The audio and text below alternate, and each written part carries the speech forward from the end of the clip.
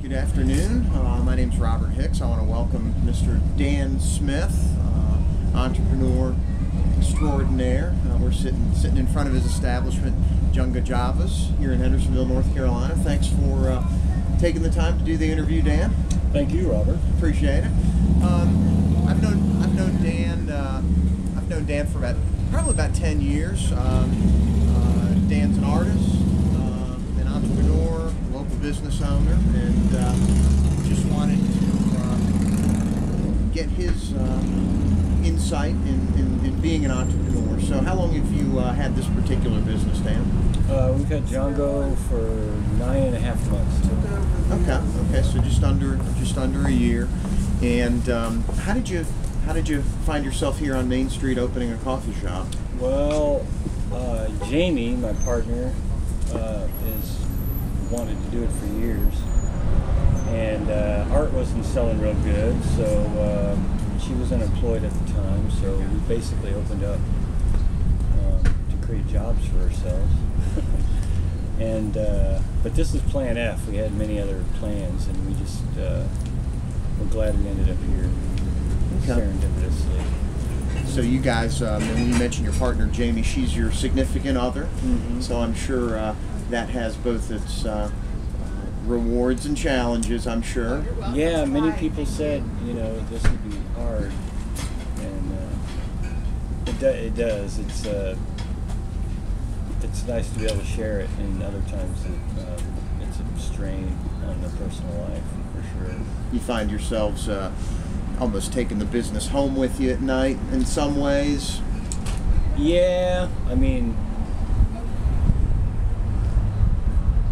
I try not to, but you do, I do a little Django talk, and then I shut the switch off. But sometimes there's no other time to discuss things. It's after we're out of here. Right.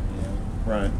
And you've got a few employees that are here, kind of filling slots and close the business, so that you're not here 100 hours a week necessarily. Yeah, we were doing 18-hour days, day after day after day when we opened up, and I knew we would be.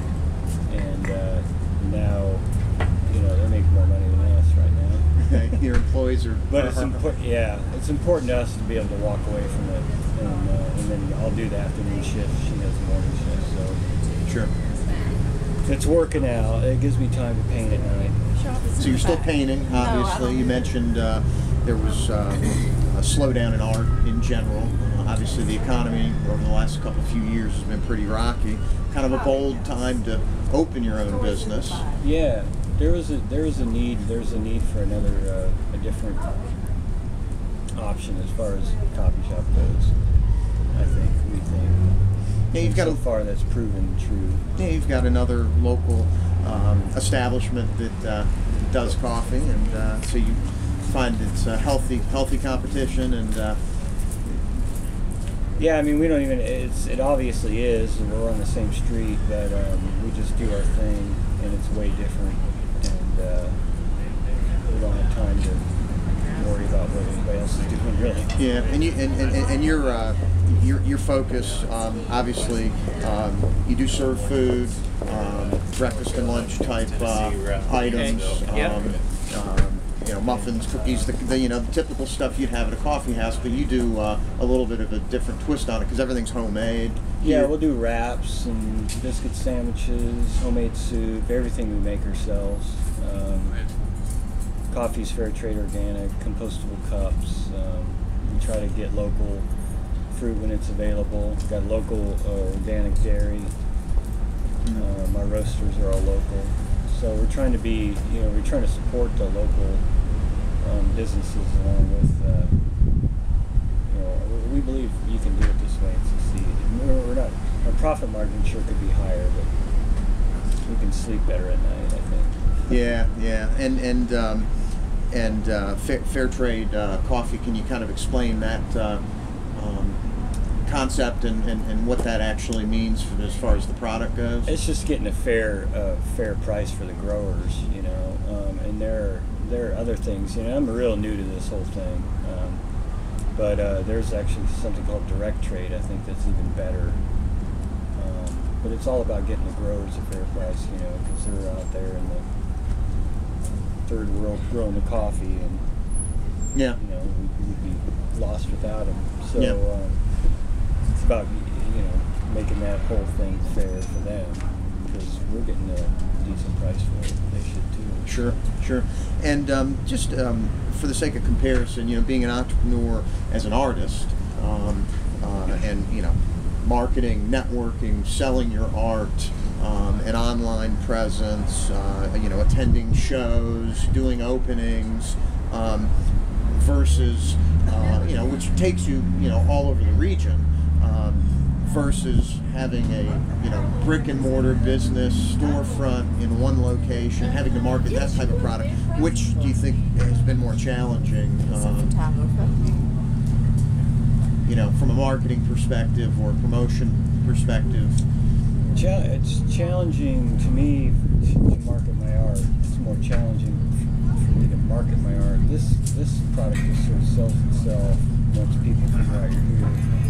Physically, No. this has been, the coffee shop has been more challenging just because of the hours we put into it, the energy we put into it. But mental, because I'm not much of a, I'd rather paint than You'd rather promote. Yeah, you'd rather produce the art than have Entrepreneur to is a sell it. really strong word too. I never really thought of myself as that. But, According to the definition and what you're doing day in and day out, you are an entrepreneur. So whether you like it or not. And what's been the most rewarding from an entrepreneurial perspective, owning your own business, running your own business? Obviously, there's tremendous challenges, especially in the first couple of years. But what's been the most rewarding in this process for you? probably the my shift in paradigm, like how I look at people in the public now. Well, a couple things. That, you know, new relationships, sitting down and talking to people who don't really have much to say from the beginning, but then when you get to know them, you know, they're wonderful people you wouldn't pick as being your friends, and then just being able to step back and go, wow, you know, about that is great, because you build a small community, and that's what we wanted to do. That was one of our visions, and then being able to like offer this option to people, I feel really good about it. People, you know, we're constantly getting positive feedback, which helps, because, you know, if you got negative feedback and you're working, you know,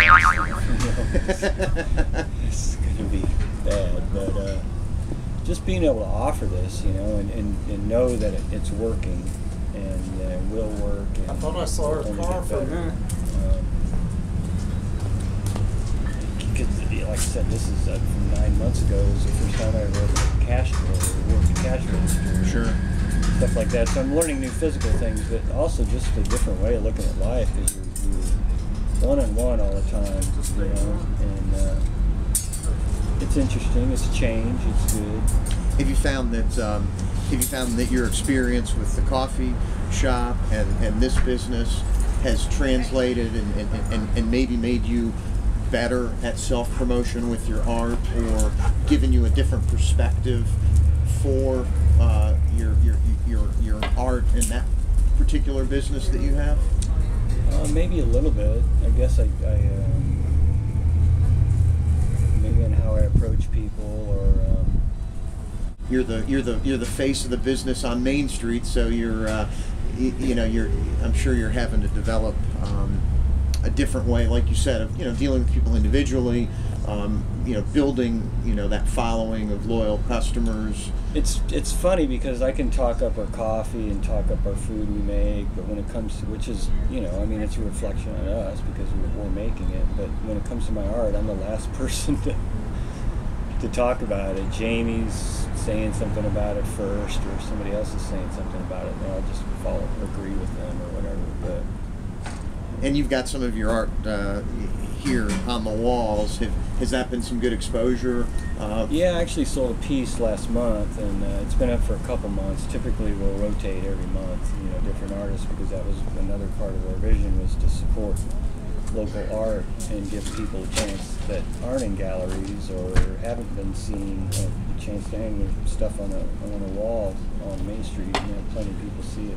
Giving artists a break that you probably didn't have initially. No. And then in high school, in January, the high school art students are going to be on the wall, so I mean, that'll be fun. Have you done any gallery type shows at the coffee shop? Yeah, I mean, we'll have an official opening the first Friday of the month, you know, shrimp and cheese and wine and all that good stuff. Okay. And treat it, you know, we're not a gallery. I don't want to be a gallery, but we'll treat it, you know, officially. The process is pretty much the same. Right.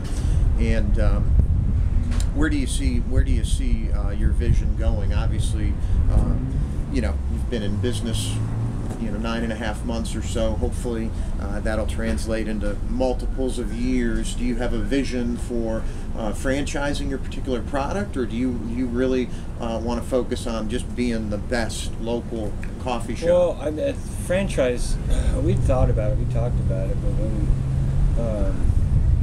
I would focus on this first and get it honed in. Part of what makes this work is Jamie and me. And if you franchise, you don't have that. You can't clone. You haven't figured out how to clone you guys. No, you know, and really, I mean, you know, the attitude and the energy here is different from other coffee shops, and that's why people are coming. And you can't say you can't, but that would be difficult. It would be kind of fun to have another shop somewhere else, maybe. But right now, this is enough. But I think. You know, we learn more as we go, both her and I. She has way more experience in this than I do, but... Had she had a restaurant or a... Well, our family was in the restaurant, but our vision is pretty much solid, you know, and we want to make our own stuff, we want to be environmentally responsible, we want to support local farmers, local dairies, local art, be a catalyst for community and creativity. Bulletin board, you know, it'll be a hub. People will come here and see if there's anything going on. And we paste as much stuff on our windows as we can without blocking the sun, and I think that's just going to continue to be the way things are. We'd like to have some more music, you know, it's just not enough physical time, so we'll get better at that, you know, drum circle things, but and then we have a swing dancing out. We just try to make it fun, you know, because town could use that. Hendersonville could always use a little bit more fun. Yeah, so, and this block is great. South of First, we got great neighbors. And this side of Main Street's actually, I don't know if growing is the right term, but, you know, Main Street has sort of expanded, if you will. You know, what might have been 2 or 3 blocks of, you know, the hustle bustle of local businesses and so forth is moving south, as you said. Hi, Dan. Hi, Jamie. Hi, Bob. There's the partner. Pop your How head are in the you? video. Yeah, that's right. You can wave at the camera. Oh, hey. That was Jamie. Probably here to give Dan some relief and probably put him to work. Yeah, we gotta unload and load up. Well, Dan, I really appreciate the time. I want to ask you one question in closing. And I know you're a music fan. If you were deserted on a desert island and could only pick one artist or group that you had to listen to forever, who would that be? Well, I thought you already asked me. You probably know this already. Unless you've got a really good camera. You know, some people might say it would be Frank Zappa, but I'd have to go with like the Eagles or something, or maybe Pink Floyd. That Zappa, Eagles, Floyd. Yeah, all can I good. have 3? Yeah, you can have 3. Okay. Thanks again, Dan. Yeah. And Daniel Smith, Junga Javas here in Hendersonville, North Carolina. Thanks, Bob. Thank you. And discipline remains mercifully. Yes, and neither would you, Derek, this star nonsense. Yeah. No, it isn't. I'm sure of it.